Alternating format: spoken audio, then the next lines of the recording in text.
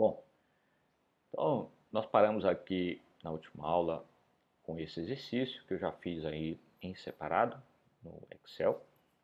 Espero que vocês tenham conferido todas as contas para ver se está tudo certinho lá. Mas o mais importante é pensar no processo todo de programação dinâmica sendo aplicada à resolução desse problema. Então eu peguei o problema, que era um problema de otimização, defini ele recursivamente, que a gente chama de subestrutura ótima, que a solução ótima do problema todo é composta pela solução ótima de subproblemas. Isso a gente fez quando a gente montou aquela especificação recursiva dele. Aí depois descobri que dava para guardar os subproblemas numa matriz, que é a memória da programação dinâmica, e com isso fazer com que os custos despencassem. Aí no final, o que eu faço? Eu uso essa ideia para construir as soluções de maneira reversa a que a recursividade normalmente constrói. Na recursividade você chama o programa recursivo para o problema completo e ele vai quebrando em menores e fazendo chamadas para problemas menores, até chegar em problemas triviais. Na programação dinâmica, a gente começa com a solução dos problemas triviais, vai construindo os maiores, até chegar no problema que eu quero resolver, o maior de todos. Bom, nós vimos aí que a nossa solução de programação dinâmica ficou de custo polinomial. Tem esse slide agora aqui sobre memorização, tem essa técnica chamada memorização, que é mais por questão de entendimento do que é a diferença entre uma solução recursiva e a solução de programação dinâmica. Na prática a gente não vai usar a memorização, não tem muito sentido, que é o seguinte: você pode pegar a solução recursiva e colocar um if na chamada. Aqui tem um exemplo.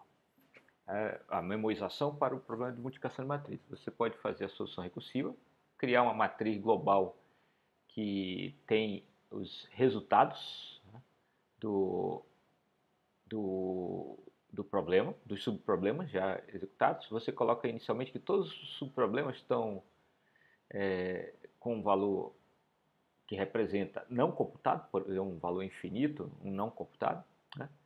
E depois, quando você for fazer a recursividade, né, você vai, toda vez que chamar um subproblema, que for terminar o resultado, você guarda esse resultado nessa matriz, e toda vez que você for fazer uma chamada recursiva, você vai fazer esse if aqui, ó, que tem logo no começo. Então, ó, vou fazer uma chamada recursiva para um subproblema, o que eu faço? Esse if aqui verifica.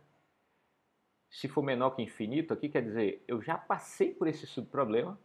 Aqui está M minúsculo, mas na verdade era para ser M maiúsculo, mesmo M daqui de cima. Então, ó, se eu já passei por esse subproblema, se ele é menor que infinito, já foi calculado, aí eu retorno o resultado. Se não, aí eu faço a computação que faz um monte de chamada recursiva e que é cara, e assim vai. O que você consegue com isso? Você consegue fazer com que a solução recursiva, com esse if aqui, só calcule cada subproblema uma única vez. Então ela acaba ficando a solução de programação dinâmica, só que você chama recursivamente.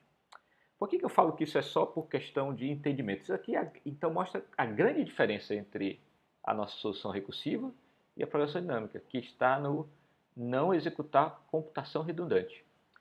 Agora, se eu consigo construir de forma bottom-up, sem necessidade da recursão, não há necessidade de eu simular a recursividade aqui, simular não, executar a solução recursiva e ficar verificando quando que um subproblema já foi resolvido. É melhor eu já ir construindo subproblemas como a gente mostrou no exemplo lá atrás. Então, memorização, é importante saber o que é, para você não ficar perdido quando alguém falar. Nada mais é do que uma técnica onde você incorpora a matriz de programação dinâmica, lá que computa resultados, a solução recursiva, de maneira que a solução recursiva, antes de executar qualquer tarefa, verifique se aquele problema que foi chamado para ela resolver já não está resolvido na matriz de programação dinâmica. Se ele estiver, ela não faz nada, só retorna o resultado. E ela só executa a solução do subproblema se ainda não está guardado. Então, memorização imita a programação dinâmica, mas mantendo a solução recursiva. É mais didático do que, na verdade, algo útil na prática. Em geral, então, revisando aqui, para você aplicar programação dinâmica para problemas de otimização, né, você vai encontrar a subestrutura ótima do problema, ou seja, vai especificar o problema de maneira recursiva, de maneira que a solução ótima global seja encontrada a partir dos subproblemas. Depois você vai escrever a recorrência que representa essa solução ótima. E na hora que você escrever essa recorrência, uma recorrência sempre tem seus parâmetros, você vai verificar se esses parâmetros são tais que eu posso descobrir todos os subproblemas, representar todos os subproblemas de maneira eficiente. Por exemplo, lá no da multiplicação de matrizes eu tinha 2 parâmetros, cada um variando de 1 a n, onde n era o número de matrizes. Então eu podia guardar ali ordem de n ao quadrado subproblemas, porque eram as possíveis variações dos 2 parâmetros. Isso vai acontecer sempre na aplicação da programação dinâmica. Depois que você descobriu isso, você vai ver que se o número de subproblemas é limitado por um polinômio, que isso vai acontecer quase sempre, e aí você vai poder, quase sempre, quando você já especificou uma solução recursiva e tudo, e aí você vai poder, com isso, aplicar a programação dinâmica.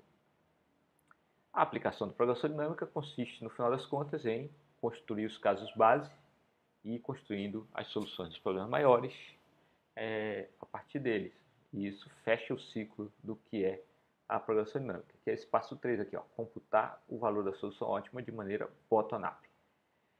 Vamos ver um exemplo, um novo exemplo da programação dinâmica agora aplicado ao problema da maior subsequência comum. O problema da maior subsequência comum é o problema de, dado 2 strings, descobrir o quanto que elas são semelhantes usando essa métrica aí chamada maior subsequência comum, que eu vou já explicar. Mas antes de explicar a métrica em si, ela é usada em geral para comparação de strings. Ela tem utilidade conhecida na correção ortográfica, em sistemas de correção de erros de ortografia, na comparação de sequência de DNA e tudo. Essa semana mesmo, eu estou participando de um projeto de pesquisa com uma empresa, nessa semana que eu estou gravando o vídeo aqui, lógico, e nós encontramos aplicação para maior subsequência comum em um problema ligado a remover ruídos, lixo que tem numa base de dados de string, por meio da identificação de strings corretas, parecidas com aquela que tem lixo introduzido. Então, foi bastante útil o uso da maior subsequência comum como métrica lá, e você vai encontrando exemplos por aí de maior subsequência comum. Por isso que é um problema bastante estudado, aí, a melhor maneira de calcular a maior subsequência comum e tudo mais. Vou até alertando vocês que essa solução de programação dinâmica que nós vamos ver, ela é a base para as soluções de maior subsequência comum, mas tem outros algoritmos por aí para calcular maior subsequência comum que são inspirados nessa solução de programação dinâmica, fazendo algumas otimizações. Isso aí acontece bastante, de alguém pegar a solução de programação dinâmica e identificar formas de otimizá-la ainda mais. Entretanto, nós vamos nos limitar aqui a falar de maior subsequência comum apenas com a solução de programação dinâmica. Estou lembrando aqui de outra aplicação, uma tese de doutorado, feita aí há alguns anos no nosso grupo de pesquisa, onde um aluno usou alinhamento múltiplo de sequências para resolver um problema de tirar duplicatas de URL de páginas coletadas em máquina de busca. E lá no meio do caminho, na hora de fazer alinhamento múltiplo de sequências também, a gente usou solução similar a essa de maior subsequência comum em programação dinâmica que nós vamos ver. Então nós também aplicamos lá a programação dinâmica e de uma maneira muito parecida com essa que a gente vai mostrar agora para a maior subsequência comum. Ok, dado esse preâmbulo, vamos ver o que é a maior subsequência comum, que tem aqui a definição. Z é uma... Primeiro, vamos definir o que é subsequência, aí é óbvio, depois eu tenho a definição da maior subsequência comum. Então, aqui está a definição de subsequência e depois fica óbvia a de maior subsequência comum. Então, vamos lá. Z é uma subsequência de x se é possível gerar Z removendo alguns caracteres de x. Então, por exemplo, aqui eu tenho essa string. Já dando um exemplo ligado a DNA. Então, por exemplo, Se eu tirar essa letra C dessa sequência, eu vou ter A, G, G, T, T, T, A. A, G, G, T, T, A. A G, G, T, T, A é uma subsequência dessa. Por quê? Porque eu apaguei uma letra, mas eu só fiz isso. O resto das letras elas ficaram na ordem. Então, é subsequência se eu fiz isso. Ela é a original tirando algumas letras, sem mudar nenhuma ordem entre as letras restantes. Tá? E aí, o que vem a ser a maior subsequência comum? Ó, dado duas sequências, eu vou tentar encontrar a maior subsequência, que é subsequência tanto da primeira quanto da segunda. Isso é a maior subsequência comum. Nesse exemplo aqui, ó, CGTA e CGTT são subsequências ao mesmo tempo de X e de Y. Então elas são subsequências comuns. E mais do que isso, não há subsequências de 5 letras. Eu já testei isso aqui, quem escreveu esse exemplo também já testou. Não há subsequência de 5 letras nesse exemplo.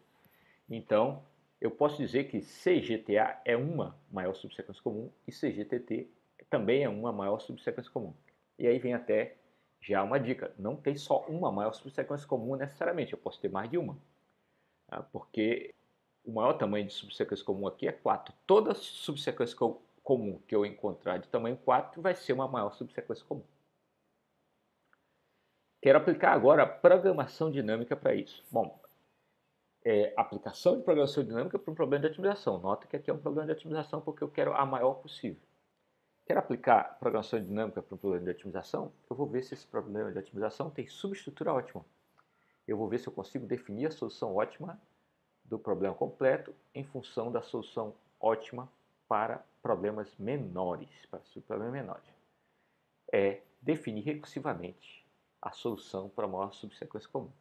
Essa definição é bem conhecida, eu vou tentar explicar para vocês a ideia aqui. Então, dadas duas subsequências, xn e yn de navio, xn sendo isso aqui, ó, seriam as letras do xn, primeira letra, segunda letra, até a última letra, e o y aqui também, primeira letra até a última letra. E aí nós vamos fazer o seguinte, vamos comparar a última letra. Se a última letra é igual, o que eu posso dizer para vocês? Essa última letra está na maior subsequência comum. Ou está pelo menos em uma maior subsequência comum, mas está na maior subsequência comum. Por quê?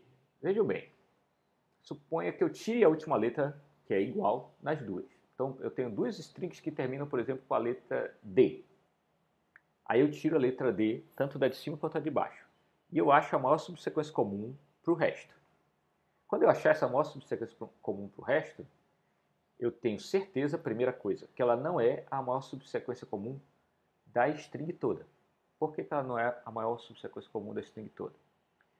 Porque quando eu coloco o D em cima e embaixo, eu posso acrescentar na maior subsequência comum o D também.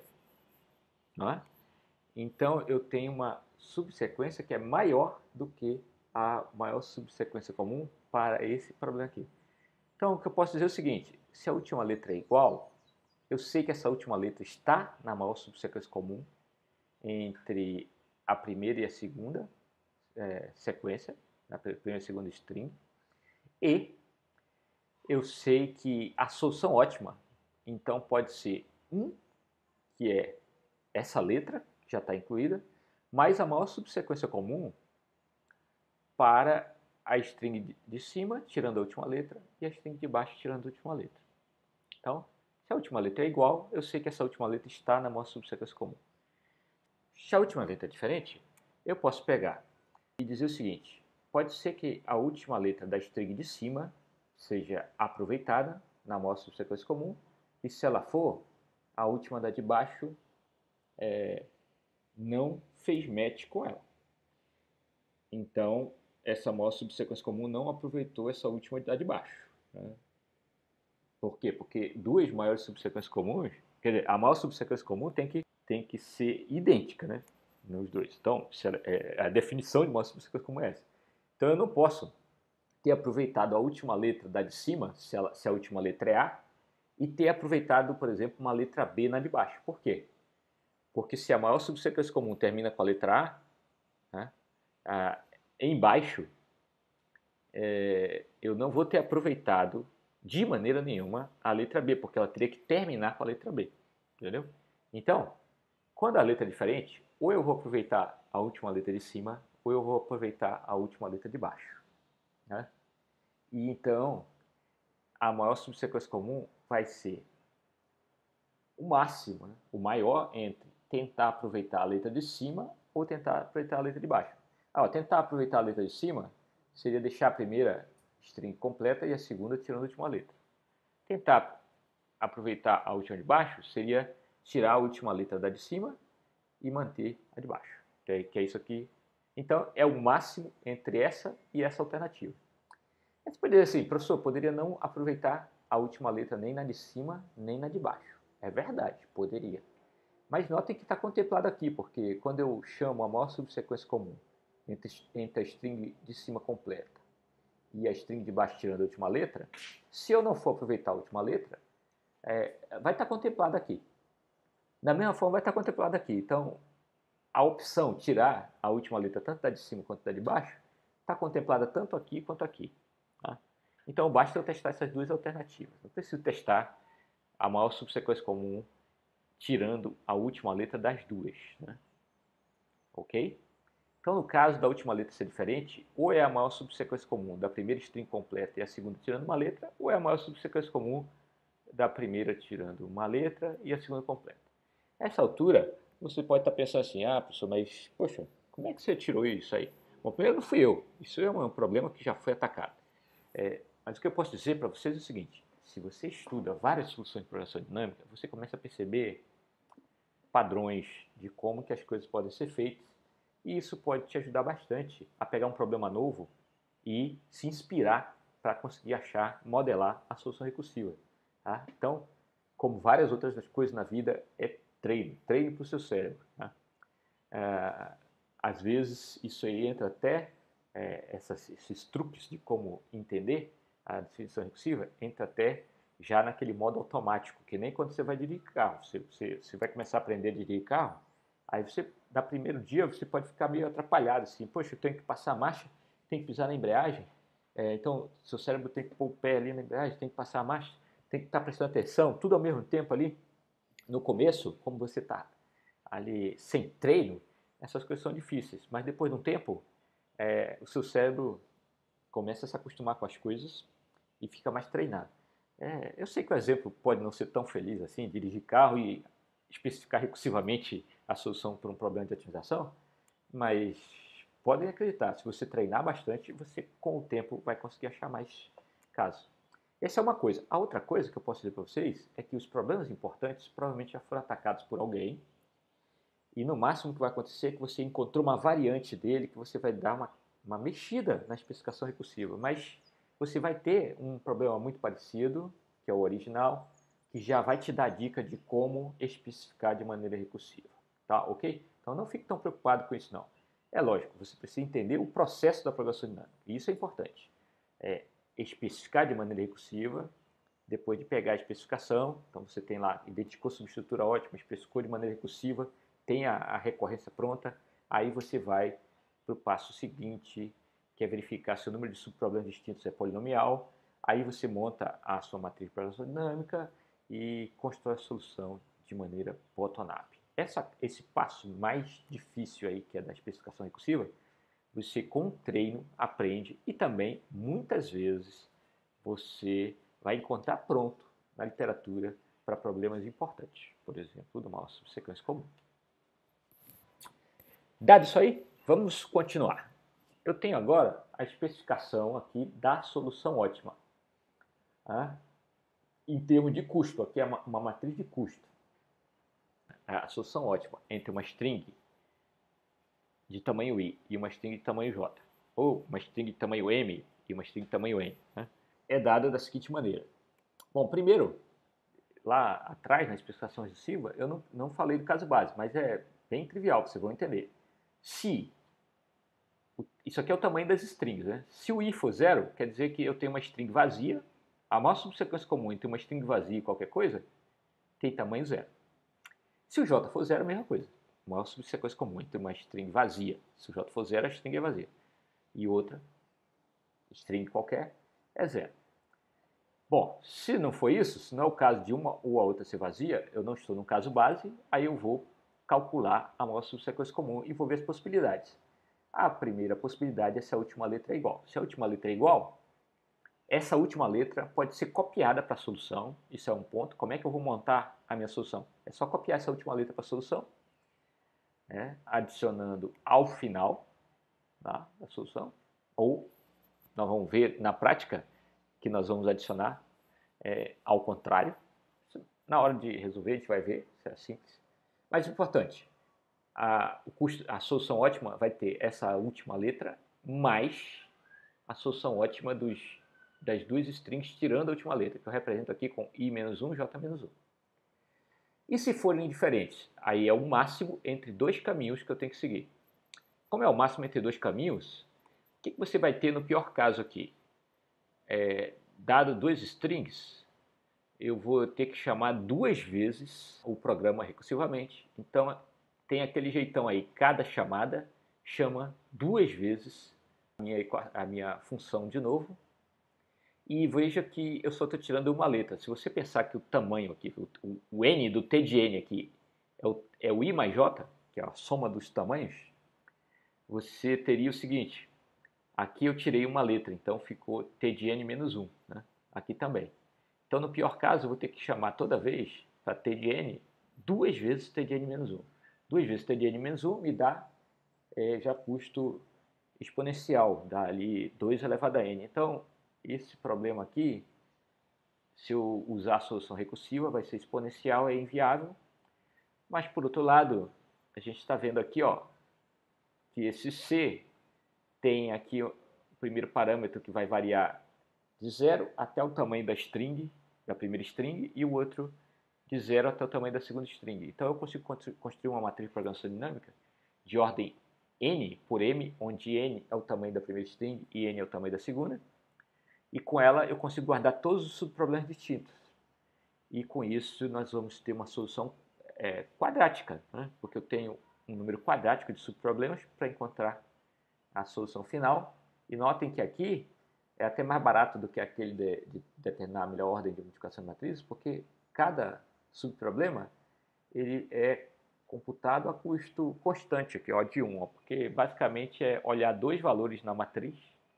E você, na pior das hipóteses, olhar dois valores na matriz, você tem o resultado. Se a string for igual, é só olhar um valor na matriz. Então, é diferente da outra especificação recursiva que a gente tinha um loop ali, né, para o K indo de I até J, que então tinha N alternativas para olhar. Aqui eu só tenho duas. Então, na prática, o custo, já dá para ver aqui, da programação dinâmica vai ser quadrático. Vamos seguir. Então, eu tenho aqui, na verdade, assim, se vocês entenderam, daqui você já pode seguir e achar a solução de maior subsequência comum. Você poderia escrever esse programa a partir daqui. Essa que é a ideia. Eu olho aqui para o lado de vez em quando porque estou com um cachorro aqui latindo. Isso pode gerar cortes de vez em quando no vídeo. Quando ela late eu tenho que fazer ela parar. Só explicando aqui porque de vez em quando tem uns cortes. Bom, então eu tenho aqui a solução de programação dinâmica, que basicamente, se você olhar aqui, é você preencher os casos bases. O que são os casos bases? A primeira string tem 0 ou a segunda string tem 0. Se a primeira string tem 0 ou a segunda string tem 0.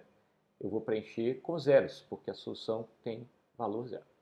Depois, eu vou preencher toda a matriz de programação dinâmica indo do caso base até a solução maior. Então, eu vou primeiro pegar as duas strings com tamanho 1, tá? Depois eu vou crescendo as strings. Então, a primeira string vai ser fixada só a primeira letra da primeira string. Eu vou fazer primeira letra com primeira letra com duas primeiras letras, primeira letra com as três primeiras letras, assim vai. Aqui nesse loop, você pode rastrear essa função. Isso aqui é uma função simples, gente. Vocês podem parar e rastrear. Não fique esperando que eu fique rastreando aqui, porque acho que não é o caso. Vocês têm condição de até pausar o vídeo. Deixa eu rastrear esse programa para ver como é que funciona. Pegar um exemplo de duas strings e ver a maior subsequência comum funcionando. Aqui tem uma função chamada cópia e tem uma matriz B, né? Esse sinal cópia, então a gente está guardando aqui nessa matriz B, nessa solução, para dizer que naquele ponto eu tinha a linha e a coluna, né, representando letras iguais. Então, é uma célula da matriz que representa duas letras iguais. Na linha e na coluna está representando letras iguais. Então, por exemplo, é um A da string que está na horizontal com um A da string que está na vertical. Então, o que eu estou dizendo aqui? Toda vez que você for fazer a solução para um subproblema e você percebe que naquele subproblema a última letra é igual, aí você vai guardar nessa matriz um sinal dizendo cópia. A gente vai representar com uma seta na diagonal, dizendo assim, eu peguei o resultado da célula imediatamente acima da diagonal, que é a solução ótima, tirando a última letra aqui, ó, dos dois, e somei 1. Então, esse cópia vai servir para quê? Para a gente montar a maior subsequência comum depois que eu terminar de construir a matriz. Aí, ó, do mesmo jeito, eu vou representar aqui também avança x, avança y. O que é avança x, avança y? Na verdade, o cópia avança x, avança y é para representar de onde eu tirei o resultado em cada subproblema. Se foi porque a última letra é igual, eu peguei o elemento imediatamente na diagonal acima. Quando vocês construírem a matriz, vocês vão ver isso. O cópia quer dizer, peguei o resultado da diagonal acima. Você pode representar com uma seta apontando para a diagonal. O avança x e o avança y são basicamente para dizer se você pegou do elemento ao lado, a solução ótima, ou do elemento de cima. Quando o elemento ao lado e o elemento de cima derem o mesmo valor, ou seja, c de i menos 1j e o c de i j menos 1 forem iguais, tanto faz eu pegar do lado ou do de cima. No exemplo aqui, ele avançou x. A gente poderia ter avançado y. Agora, quando ele é maior, você avança x. Né? Quando eu tiro aqui uma letra do primeiro elemento aqui, que eu estou representando como eixo x, né? Eu registro que eu usei, e quando eu vou para o sinão, que ele é menor, eu registro que eu usei o eixo y, que tirei uma letra da segunda coordenada, do segundo parâmetro. Vejam bem, vocês têm uma missão, o processo de aprendizagem exige esforço de cada um.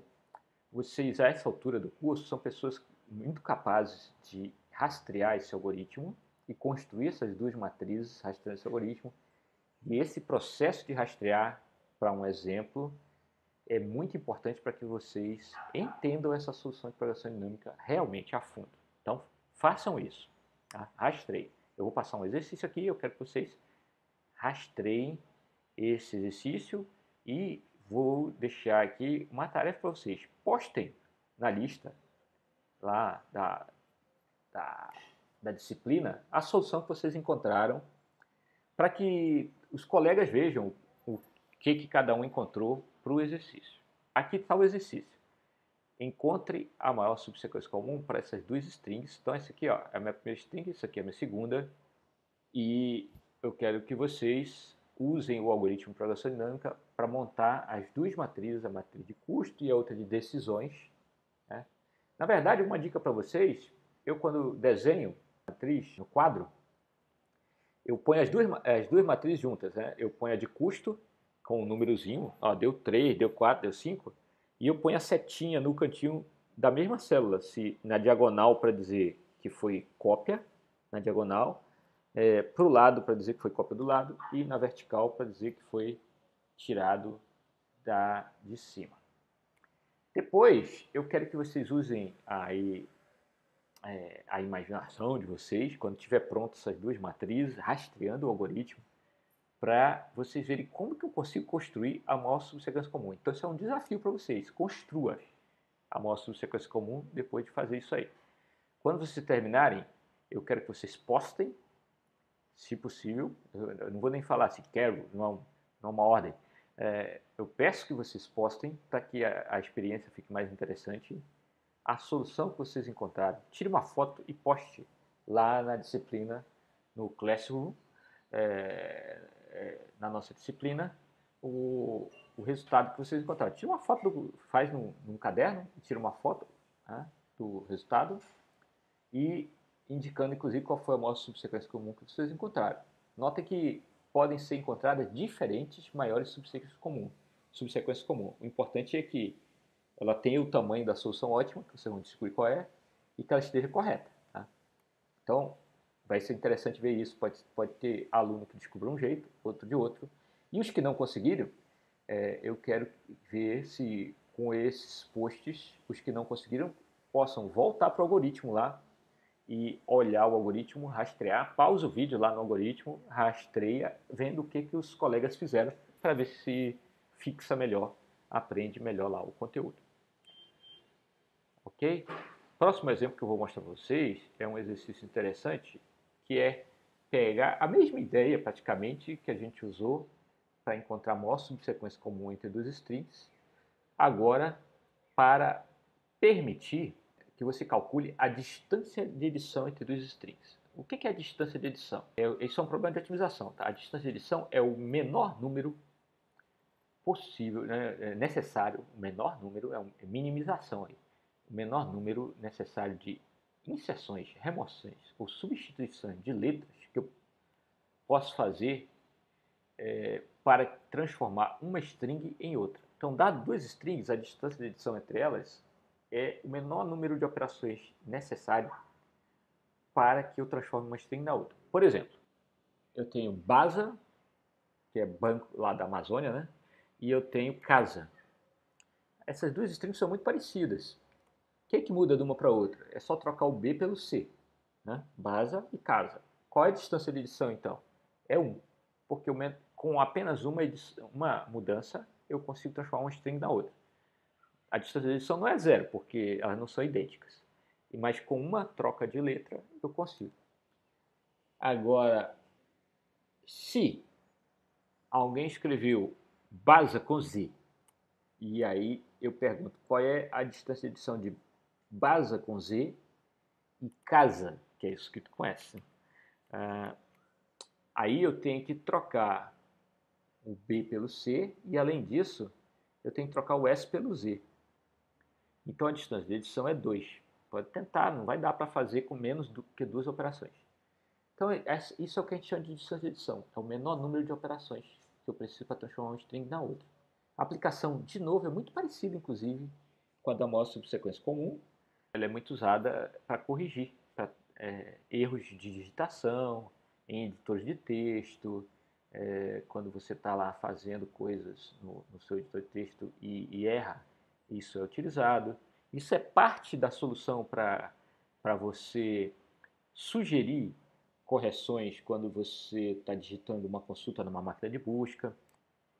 Isso também pode ser usado em OCR, porque os programas de OCR são programas que digitalizam textos, né? Você dá um texto, vem um scanner, passa ali e tenta reconhecer caracteres e formar palavras. Quando ele forma as palavras, eu posso usar um dicionário de palavras corretas para descobrir que o OCR falhou, porque tinha um ruído e transformou, por exemplo, um C em um G, dependendo da fonte, o C e o G são muito parecidos, e um pequeno erro na digitalização pode transformar um C em um G. Mas, ora, se a palavra era coisa, né? E aí na hora que você passou a CR, tinha um sujinho lá e virou goiza. Goiza não existe, mas tem uma palavra no dicionário chamada coisa. Então, isso pode ser uma primeira evidência de que eu tenho que corrigir goiza para coisa, entendeu?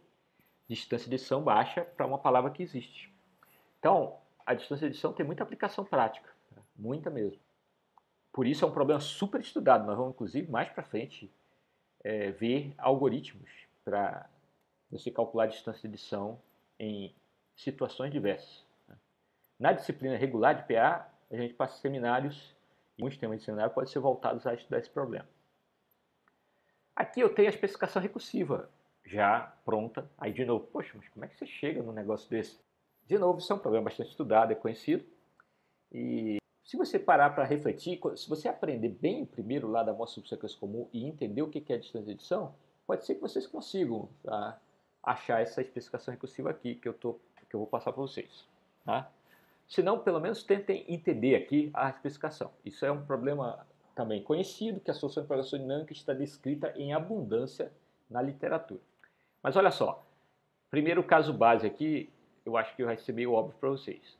Qual é a distância de edição entre uma string vazia e uma string de 10 letras? Para transformar uma string vazia em uma string de 10 letras, eu tenho que adicionar as 10 letras. Né? Então a distância de edição é o tamanho 10. Né? Então se eu tenho uma string de tamanho 0 e uma de 10, é 10. Então se a distância de edição entre duas strings aqui, uma de tamanho m e outra de tamanho n, ela é m se o n for 0, e ela é, aqui está errado, né? Aqui ela deveria ser n de navio se o m for 0. Então eu vou corrigir depois, mas leiam aqui n de navio se o m for 0. Então magicamente, ó, virou n aqui. Se o m for 0, dá n. Tá? Então esses são os casos base aqui. Né? Usei a mágica da edição para deixar correto aqui que estava errado.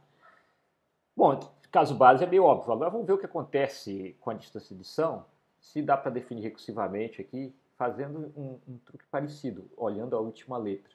Aí, na verdade, dá. Então, tirando os casos base, se a última letra aqui é igual, então se eu tenho a última letra da primeira string é igual à última letra da segunda string, vocês vão ver que basta calcular a distância de edição para as duas strings tirando a última letra. E isso vai dar distância de edição para as duas strings completas. Né? Não vai fazer diferença. E aí sobra o caso onde uma letra é diferente. Se a última letra é diferente, aí eu tenho um erro adicionado, necessariamente, mas o mínimo entre a distância de edição.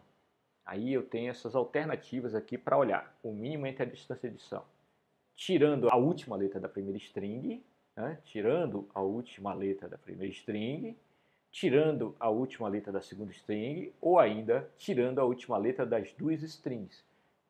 Tem as três possibilidades. Tá? Aqui é a especificação recursiva. Eu tenho certeza que a essa altura, vocês, sabendo que tem a especificação recursiva, vocês sabem o que fazer para chegar na programação dinâmica. Montar a matriz de programação dinâmica e calcular os casos base e sair montando os casos maiores a partir do caso base. Então, eu acho que a essa altura vocês já estão num ponto aí. Se vocês fizeram os exercícios anteriores, treinaram, já estão num ponto que você, daqui, dessa especificação recursiva, você já saca como implementar a programação dinâmica. E também, a essa altura, vocês são capazes de identificar que se eu fosse fazer a solução recursiva aqui, isso ia dar exponencial. Notem que está faltando um parênteses aqui, depois eu corrijo, né? Faltando parênteses para fechar aqui esse mim. Mas isso aqui daria exponencial, porque ó, no pior caso, de novo pensando aqui, ó, se eu somar m mais n para ser meu parâmetro, a equação de recorrência aqui dessa especificação recursiva, se eu tivesse t de um m, um n ou um x, seria, eu posso olhar aqui já de cara, tem duas vezes ela mesma tirando uma letra, então seria 2t de n menos 1. Então, é ômega de 2 elevado a n, com certeza. Porque 2 elevado a n, porque além de ser duas vezes t de n menos 1, ainda tem mais um t de n menos 2. Né? Duas vezes t de n menos 1, mais um t de n menos 2. Se vocês quiserem saber exatamente o custo, esse é um exemplo que dá para fazer com o nosso método aniquilador. Mas nem precisa, você já observa aqui que é exponencial, e isso é que é importante, é muito caro. E se eu fizer com programação dinâmica? Se eu fizer com programação dinâmica, eu tenho aqui ó, o m possibilidades no primeiro parâmetro e n possibilidades no segundo parâmetro, vai ser m vezes n o custo, ordem de m vezes n. Então eu vou sair da solução recursiva, que é exponencial, para a ordem de m vezes n, para calcular a distância de edição. Como exercício, eu vou mostrar um exemplo aqui, que acho que fica melhor para vocês, cada um, de novo, fazer no caderno, calcular a matriz, descobrir qual é a distância de edição. Notem que no problema da distância de edição, só preciso achar o custo, eu não preciso dizer nenhuma solução, lá guardar nenhuma solução de onde foi o erro e tudo, né? Não no problema clássico, talvez até numa variante aí alguém precise disso. Então tem um exemplo bem bacana que eu sempre gosto de dar para mostrar como é necessário distância de edição. Suponha que alguém está fazendo a consulta por Mikhail Gorbachev, que foi o líder, um dos últimos líderes lá da União Soviética e foi o que comandou o processo de abertura lá, né? A perestroika e a glasnost lá. Então, esses nomes são difíceis de buscar. Então, você põe lá, você vai fazer um trabalho sobre ele, aí busca, ó, Mikhail Gorbachev, escreve assim. Calcule a distância de edição entre isso e o nome correto, que é esse aqui de baixo. E aí façam no caderno de vocês e passem aí para os colegas.